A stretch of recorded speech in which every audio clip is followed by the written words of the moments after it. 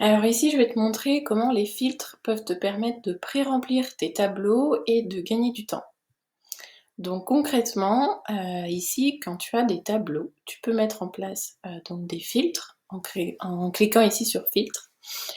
Et tu vois ici que dans les filtres, j'ai mis que le mois était janvier. Parce qu'ici, on est dans mon suivi des recettes, et donc il y a un suivi par mois. Et donc là, comme j'ai mis comme filtre qu'il s'agissait que du mois de janvier, à chaque fois que je vais créer une nouvelle ligne, il y aura le mois de janvier déjà affiché. Donc pareil ici pour février, j'ai mis la même chose, quel mois février, et donc à chaque fois que je vais faire une nouvelle entrée, il y aura déjà le mois de février indiqué. Et en fait ça, tu peux le faire pour toutes les propriétés de ton tableau. Donc par exemple, je vais te montrer un exemple. Ici, comme filtre, je vais mettre que la référence facture commence toujours par FA 2022-0. Donc ça va être le préfixe que je vais utiliser à chaque fois pour mes factures. Et en fait, de le mettre ici en filtre, tu vas voir que ça va me faire gagner du temps. Donc si j'enregistre ça, à chaque fois que je vais créer une nouvelle entrée, et ben tu vas voir que dans la colonne référence facture ici, il y a déjà mon préfixe demi et j'ai juste à mettre 0,1 par exemple, ou pour la suite, juste inscrire 0,2.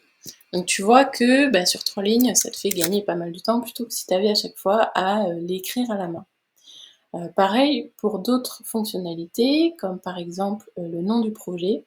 Si par exemple, moi qui vends des formations, j'ai envie d'avoir toujours comme formulation, voilà, formation européenne comme titre de projet, et un sur pour indiquer le nombre de paiements.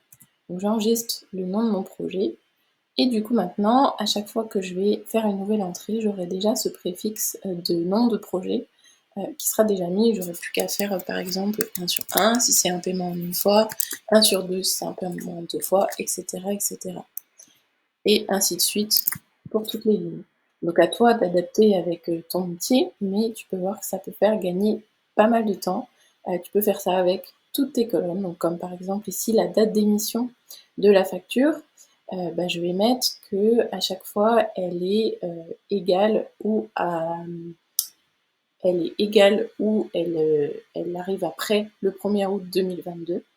J'enregistre et du coup maintenant à chaque fois que je fais une nouvelle entrée, il y a le 1er août qui est affiché, et donc si je veux, je peux juste modifier le jour, 5 août, et voilà, et ainsi de suite pour mes autres lignes. À chaque fois, je peux mettre le août, hop, et ça fait gagner du temps.